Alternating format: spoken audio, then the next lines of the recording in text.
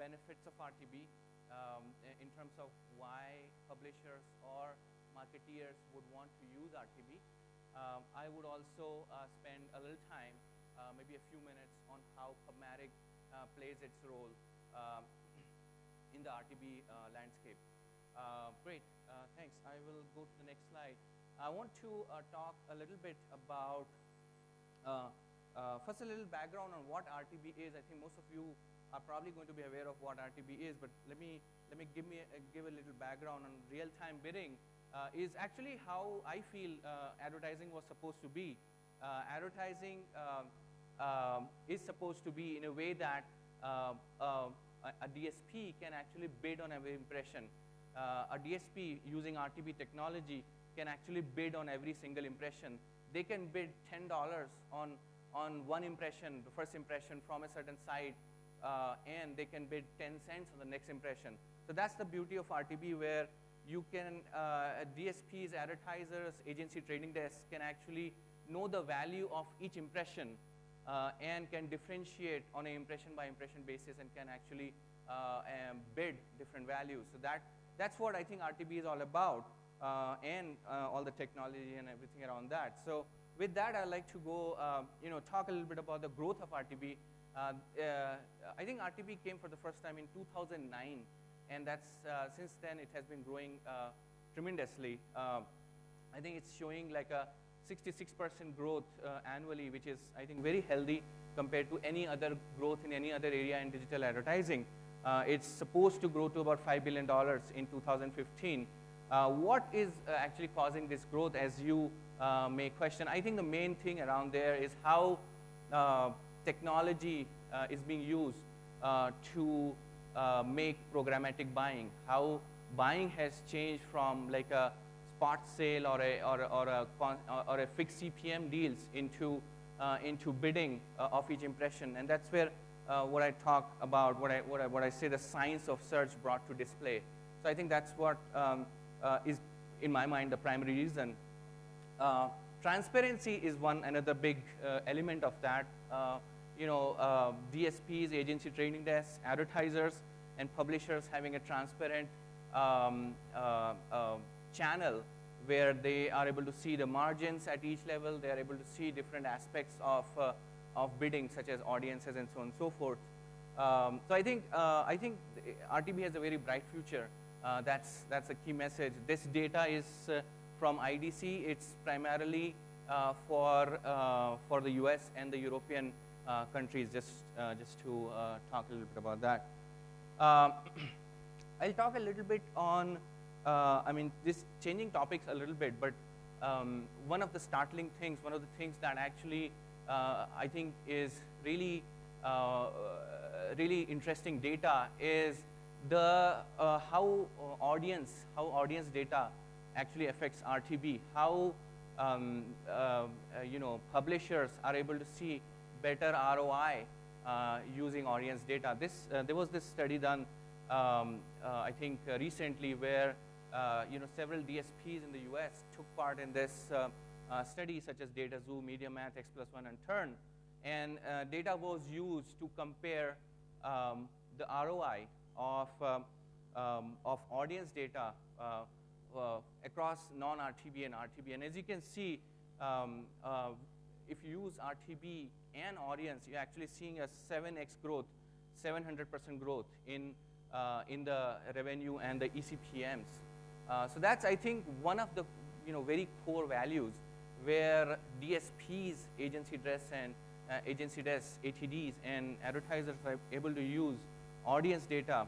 By audience data, if I take a step back, by audience data, what it really means is using data about the user that is viewing the website. For example, the demographic data, such as the gender of a person, to data such as about where the person is, the location of the person, to data such as whether the person is in market, in the sense that is that person going to buy a new car, or the person has recently bought a new house and therefore would be interested in buying insurance for that house. So that all data actually is categorized or called audience data. as you may all know, and that adds a lot of value, and that's where audience data along with RTB, I think, has shown a tremendous ROI. With that, I kind of talk a little bit about it's not just the growth is not just in the US and in the Europe and markets around that, but I think there's a lot of growth that is being seen across the world. There is this sheet actually is from eMarketeer, and this talks about how RTB has been growing. So as you can see, that there is like a triple-digit growth in most of the markets, which is pretty amazing. So although I think US leads in terms of the total percentage impressions, I think the growth has been tremendous in Philippines, Australia, France, Spain, and so on and so forth. So, so again, I think that's where I believe a lot of dollars are moving. That's where I believe a lot of technology is moving, and I'll talk a little bit about that in the next couple of slides. This talks a little bit on how RTB is able to fill that gap between guaranteed or premium sales, what is often called premium sales or guaranteed, and remnant, where there was seen a large gap in the ECPMs, CPMs of those. RTB is able to actually fill the gap there, and we have seen really healthy CPMs on those. We have seen CPMs of, in fact, up to $20 in RTB for the DSPs that are on the PubMatic platform. So I think that is a good thing. There is a movement from the premium channels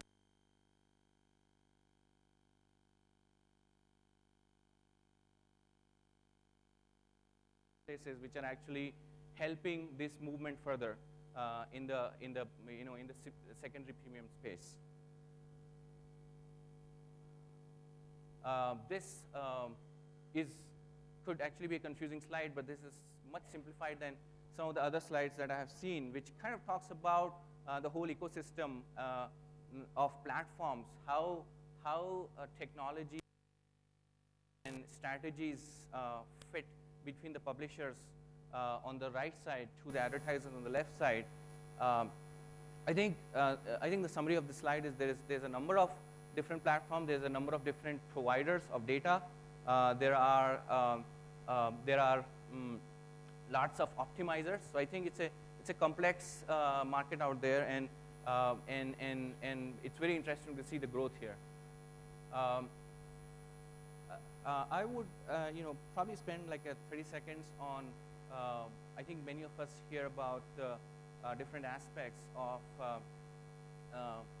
in this space in terms of DSPs versus exchanges versus sell-side platform. PubMatic is a sell-side platform. We basically help sellers, which are publishers. This actually talks a little bit about what is the key differences between these three areas. It definitely helps in kind of putting the thoughts together. This is, I think, one of the core slides in terms of what are the key benefits, or why would anybody use RTB? Why would publishers use RTB? This is where I think we talk about controls. RTB actually brings in tremendous amount of controls. RTB allows you to package inventory.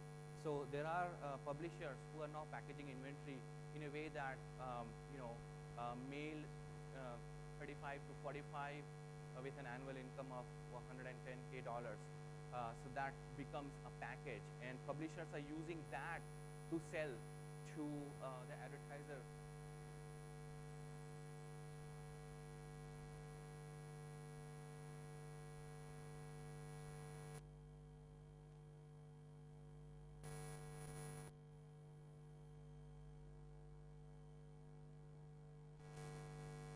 That RTB gives. There are also controls, such as floors, which is kind of a very interesting concept in terms of how much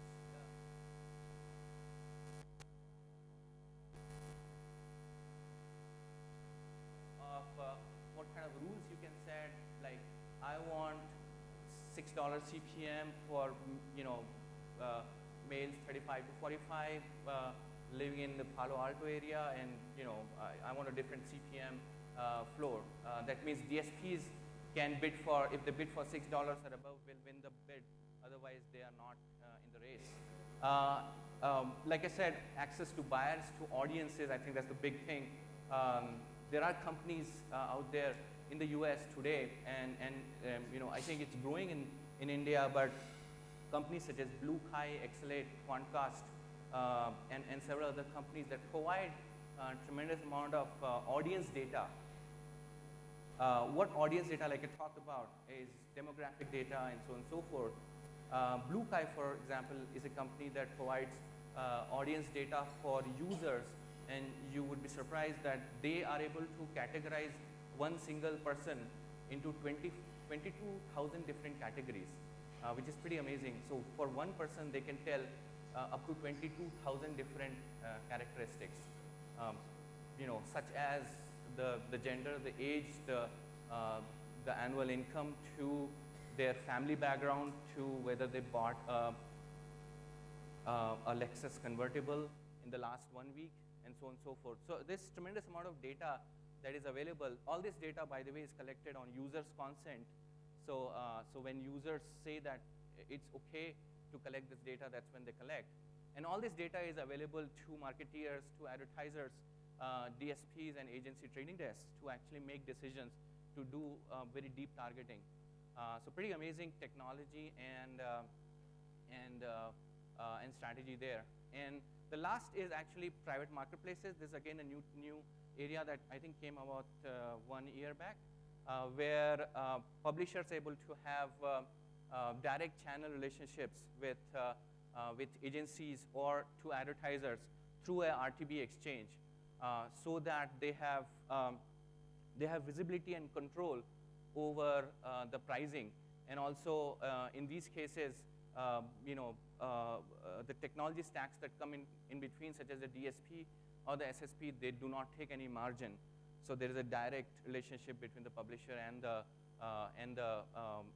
the reason they would use such a technology is so that because it enables them to use. So for example, a publisher has a direct relationship with Nike as an advertisers on the guaranteed side. They can have a relationship with Nike also on the non-guaranteed side, the secondary premium side, and therefore that would help them manage their digital advertising better, budgets better. I think this is, I mean, this kind of talks about how the publisher differentiates. I think the core value there is that publisher is offering the audience. People, RTB, DSPs are actually buying audiences now. They are no longer buying sites. So audiences, the people that come to the websites, have become extremely important.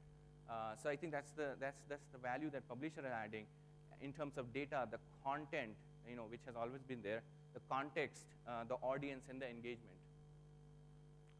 Great. I'll try to take a few minutes, talk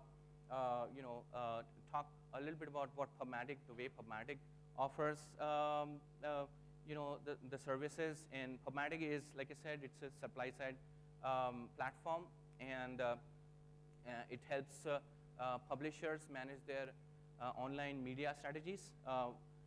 One of the key things that we talk about is we have a one single platform across all different kinds of ads and across all different sales channels, be it a smartphone, a mobile phone, or a tablet computer, or a desktop, or connected TV.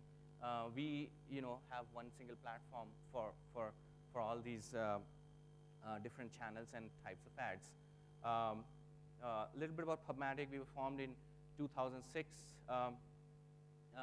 We had a pretty strong record of technology innovations. In fact, in 2009, we were the first to come up with RTB, early 2009.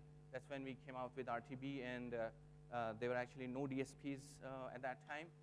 So that's when the DSPs started coming up. We had pretty strong track record in terms of providing brand control. One of the key features that we provide is very strong brand control, where publishers are able to control what are the landing pages that they do not want to see, what are the kind of ads that they do not want to see, having very strong control. We have publishers who have such a strong brand control preference that they have, something of the order of 5,000 URLs that they don't want to see as landing pages. So pretty interesting and complex technology out there, which help publisher manage their brands. Also, at the same time, we kind of were the first to provide pretty in-depth audience platform, where we are able to actually converge a number of different audience platforms that are available in the US and in the Europe today. There are close to, I think about 30 data providers in the US. And by data providers, I mean, providers that give data about users. So these are potentially some of the times, these are companies that collect data offline and then convert that into online data. And there are companies such as Quantcast that actually do algorithmic data, where they actually, based on the user behavior, they calculate the behavior or the next action of a user, to companies that provide registration data. So registration data is where you log in into a site and you actually tell this website about yourself, and the website says that you will let marketeers use this data to show me ads or to sell stuff to me. So there are close to 25 to 30 different data providers. We were the first to actually have a single platform that would combine all this data and would let publishers use this data in a selective fashion. You can choose Quantcast, BlueKai, Xlate, Brillig, or 15 other such platforms, including contextual providers such as Peer 39 or Proximic, and so on and so forth. Later, I think we had provided a number of different features across guaranteed and non-guaranteed inventory, where we actually in the US and in the Europe, actually it's particularly very prevalent, where you have the guaranteed inventory. The sales, the way the sales happens for guaranteed is very different than what is called the non-guaranteed, or also called the remnant. So we were the first to actually combine these and have a single insights across these, and then also help publishers manage these two channels in a very seamless fashion.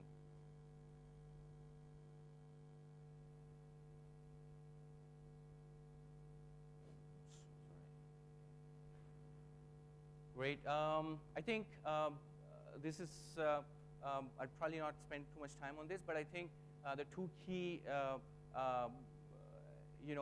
products that we offer are PubDirect and PubLink, which basically encompass all the aspects, all the all the platform, the entire technology, and then which enables publishers to actually use all these different aspects of RTB and brand protection and audiences, across different platforms, such as mobile RTB or tablet or connected TV.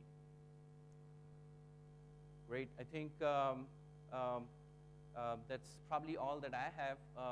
I'll probably take off and have Pradeep talk about next. Thank you.